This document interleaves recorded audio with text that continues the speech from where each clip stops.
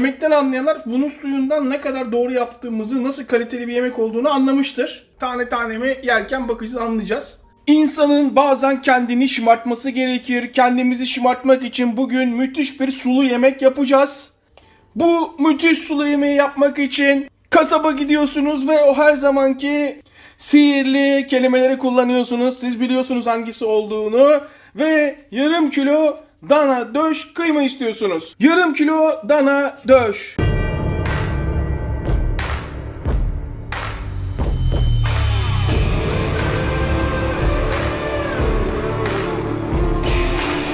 Rendenin en kalın tarafıyla bir tane soğanı rendeleyerek tarife jet gibi başlıyoruz.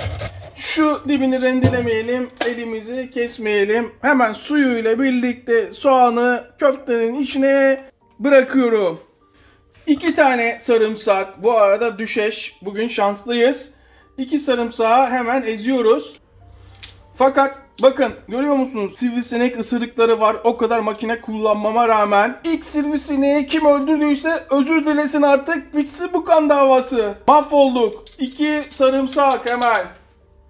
1 çay kaşığı karabiber. 2 çay kaşığı kimyon. 2 çay kaşığı tuz.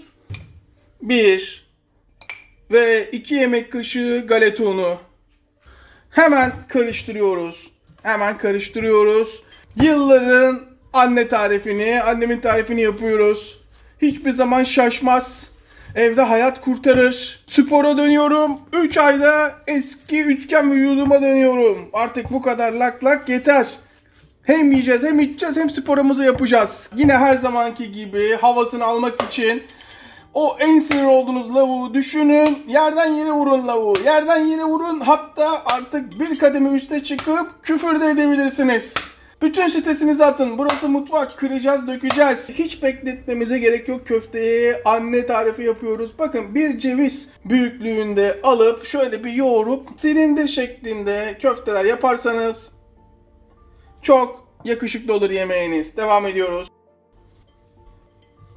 Temizlenmiş kültür mantarları hemen tencerenin içine, ne kadar kolay derseniz yarım kilo kıymaya 200 gram gibi düşünebilirsiniz. Bakın, çok iyi yıkanmış bir limonun 1/3 gibi düşünebilirsiniz. 1/3'inin suyunu sıkıyorsunuz. Kabuğuyla birlikte, ama bakın şuradaki üst kısmını alıp kabuğunu içine atıyorsunuz. Ve üstüne mantarları geçecek kadar su. Ocağın arka tarafında 15-20 dakika kısık ateşte mantarları haşlıyoruz. Ve bir tava, hep bu tavayla devam edeceğiz. Bu tavayla işi bitireceğiz tek tavada. 2 yemek kaşığı zeytinyağı, isteyen çiçek yağı da kullanabilir. Burada tamamen size kalmış. Köfteleri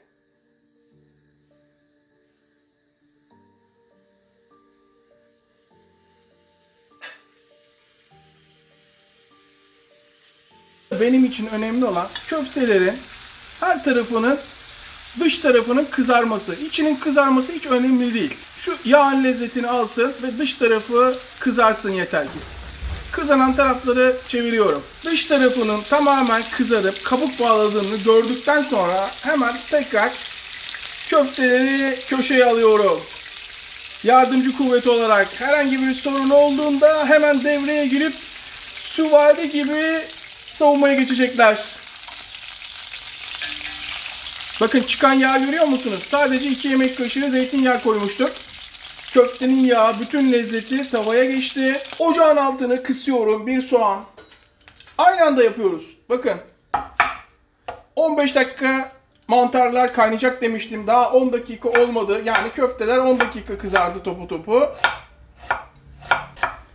Annemin tarifi hayat kurtarır. Şimdi burada hemen sıcak dikkat. İşte bu. Bir kaşık yardımıyla pembeleşene kadar karıştır. Bu arada bir patlıcan. Bu yemeğin adını siz koyabilirsiniz. Ben patlıcanlı köfte diyorum. Ortadan ilk başta 2'ye Ortadan ikiye kestiğinizi tekrar ikiye ve şunu da hemen ortadan tekrar ikiye. Bu tarifi gece 1'de yapmamız sizi yanıltmasın. Bu arada saat gece 1. Bugün erkenciyiz. 3'lere kalmadık. Hemen hemen hepsini aynı boyda kesmeye çalışın. Yani 2 parmak boğumunda herkesin. Bunlar da hemen oyunun içine hiç beklemeden. Koray illa 2 parmak boğumu mu olmak zorunda? Hayır, isterseniz daha küçük kesebilirsiniz. Ama şöyle bir tehlikeyle karşı karşıya kalırsınız. Patlıcan piştikçe küçülür. İyice bir yağ bulayın ki buradaki yani köftenin yağına patlıcanların rengi dönmesin. Yani kararmasın. Aynı anda yapıyoruz. Dikkat. Bir biber. Tamamen isteğe bağlı. Biberin şu iç tarafını kullanmıyoruz. Daha sonra gelişi güzel. Biber de içine karıştır. Bırak 5 dakika boyunca orta ateşte bırakın kızarsın. Bırak kızarsın. Dayanamayacağım. Şuradan bir tane yuvarlayacağım. Açın ağzınızı. Arkadaşlar bu hayattaki en önemli sermaye güvendir.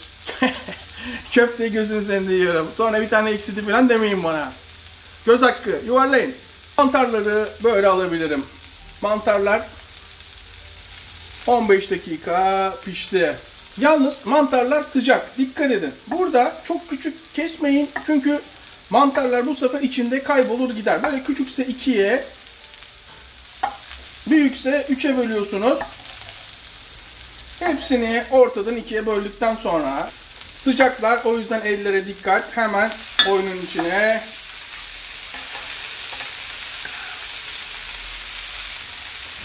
tekrar karıştır. 2 dakikada mantarın tencere uyum sağlaması için pişmeye bırakıyorum. Hiç acelem yok. Tamamen keyfime bakıyorum. Bir şeyler içiyorum. Mutfağı kırıyorum, döküyorum. Bütün stresimi atıyorum. Bilhassa ev hanımları. Baharatlara geçelim. Bilhassa ev hanımları. Her gün yemek yaptığınızda ne oldu? O gün yemek yapmak istemiyorsanız yapmayın. 1,5 çay kaşığı tuz. Her gün yaptığınızda ne oldu? 1 çay kaşığı pul biber. Yarım çay kaşığı karabiber. Ve bir su bardağı.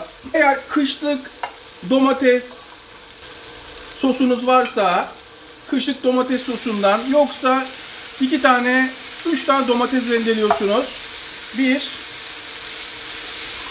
Bu bitti. Hemen yenisini açalım. Şöyle 2 su bardağı kışlık domates sosu, olmayan domates rendeliyor. Bak unutmayın. Sos kaynamaya başladığında hemen köfteler içine. Şöyle içine batırarak yalnız.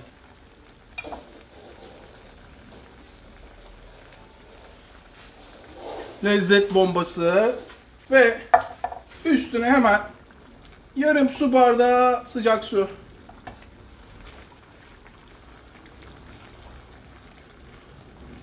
Şöyle hafif suyu içine yedir. Hemen arka ocağa kapağını kapat. Kısık ateşte 15-20 dakika pişsin. Benim yaptığım pilav güzel olmuyor diyenler, 1 su bardağı pirinç. Ama pirinç sadece kırık olmasın. Bütün pirinçler olur, hiç fark etmez. Sadece kırık pirinç olmasın, tamam mı? 1 su bardağı pirinç. 1 çay bardağı şehriye. Yok efendim ben şehriyeyi sevmiyorum falan filan kimse demesin. Su berraklaşana kadar birkaç kere devir daim yaptırıyoruz. Pirincin suyunu 2-3 kere devir daim yaptırdıktan sonra iyice süzüp ocağın başına geçiyoruz. 2 yemek kaşığı, bakın 1 ve 2 yemek kaşığı zeytinyağı. Yağ ısındığı anda hemen şehriye oyunun içine. Bak şehriyeler oynamaya başladı, farkında mısınız? Burada biraz dikkatli olacağız. Şehriyenin rengi pembeleşinceye kadar kavuracağız. Şu köşelerdekileri ortaya almak lazım. Yoksa bakın rengi dönüyor, siyahlaşıyor. Görüyor musunuz? Pembeleşmeye başladığı anda, siyahlaşmasına izin vermiyorum. Hemen pirinç oyunun içine. Kavurmaya devam. Hiç fırsat verme. Şehriyeler yanmasın. Kavurmaya devam. Şimdi burada pilavınızın tane tane olmasını istiyorsunuz. Su ayarı çok önemli ama pirincin de ne kadar çok kavurursanız O kadar pilavınız tane tane olur. 3-4 dakikadır kavuruyorum, farkında mısınız? Ama kesinlikle yanmasına izin vermedim. Hatta şimdiden bakın tane tane oldu pirinç, görüyor musunuz? Şimdi burada ne kadar kavurmanız gerektiğini anlamak için eskilerin şöyle bir taktiği vardır. Bir tane pirinci alırsınız, elinize sıcak hissi veriyorsa kavrulmuştur. Tamam. Pirinç ölçüsü kullandığımız su bardağıyla şu bir,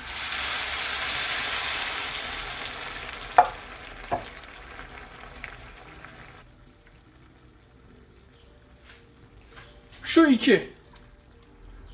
2 bardak yeterli olur. 1'e 2. Artık sıra baharatlarda. 1, 2 çay kaşığı tuz. İsteğe bağlı 1 çay kaşığı karabiber. Karıştır. Şu pilav yapamıyorum, tane tane olmuyor falan diyenler artık bu saatten sonra demez herhalde. Çünkü bu kadar basit bir şey bu. Bakmayın siz sanki çok büyük bir iş yapıyormuş, pilav pişiriyormuş gibi kendilerini satmaya çalışmalarına. Bakın kaynamaya başladığı anda altını tamamen kısıyorum. Kıstıktan sonra kapağını kapatıyorum ve suyunu çekmesini bekliyorum. Herhalde 15 dakika falan sürer. 15 dakika sonra açalım. Suyunu çekmiş gibi. Tamamen zevkinize kalmış bir durum. İsterseniz yaparsanız, isterseniz yapmazsanız. Tereyağını şöyle üstüne bırakıyorum. Ne kadar isterseniz. Size kalmış. Kimse karışamaz. Altı kapalı şekilde dikkat edin yalnız. Altı yanmıyor artık. Kapağını kapatıyorum. Beraber açalım. Tereyağı erimiş. Tam istediğimiz gibi. Bir kere karıştır. Bir tabak. Esnaf lokantası tabağı yapıyorum. Şöyle pilavlık kullanalım. Şekilli şukullu olsun. Kesinlikle pilavı bastırmayın. Kendi bacağınıza sıkmayın. Sadece şöyle ufak dokunuşlarla ufak oturtturuyorsunuz. Daha sonra pilavı vuruyorsun. Kesinlikle pilavı sıkıştırmayın.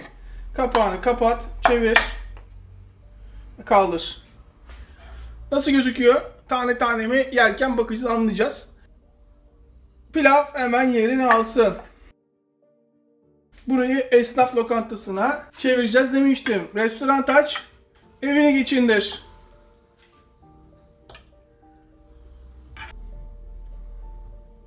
Güzel bir yemek yemek isteyen yapabilir. Nasıl gözüküyor? O çok sıcak. Bana sorarsanız müthiş gözüküyor. Yemekten anlayanlar bunun suyundan ne kadar doğru yaptığımızı, nasıl kaliteli bir yemek olduğunu anlamıştır. Hemen şunların bir tadına bakalım artık. Yalnız şunu yapmazsam kendimi asla affetmem. 3 parmak tekniği. 3 parmak tekniği. Açın ağzınızı. Her zamanki gibi ilk lokma sizin.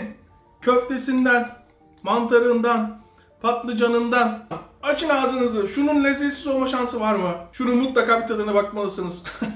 Gece gece aç karnı izlemeyin, bitersiniz. Vay be. Pilava bakalım. Tane tane mi değil mi? Siz karar verin. Nasıl? Sanki tane tane gibi, ne dersiniz? Açın ağzınızı. Şunun da bir tadına bakın bakalım. Çok iyi. Tuzlu seven biraz daha tuzlu yapabilir. Şimdi bunun tabii şöyle bir yeme şekli de var. Şunu da denemeden kesinlikle bırakmayız. İşte bu. Açın ağzınızı. Şunun şöyle bir tadına muhakkak bakın. Hala izleyip abone olmuyorsunuz. Gözüm üstünüzde. Hepimize eline sağlık. Tekrardan herkese selamlar.